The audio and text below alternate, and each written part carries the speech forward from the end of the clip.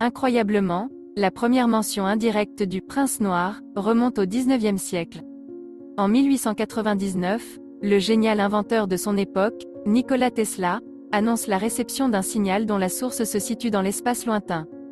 Observant la Lune en 1958, l'astronome amateur américain Steve Slayton a clairement vu un objet noir sur son arrière-plan. Le jeune homme avait un télescope assez puissant et une excellente vue.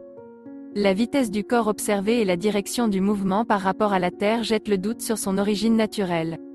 Duncan Lunand et Donald Keough, un pilote de l'US Air Force et vulgarisateur d'OVNI, ont indépendamment émis l'hypothèse de l'origine extraterrestre du satellite Black Prince dans l'espace.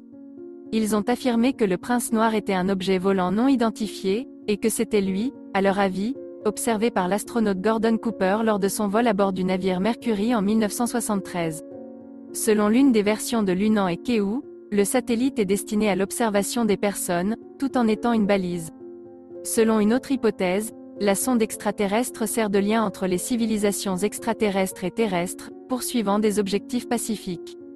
Quel que soit le chevalier noir, une chose est claire, l'humanité, regardant de plus en plus profondément dans l'infini de l'univers, ne sait pas grand-chose, même sur l'espace le plus proche.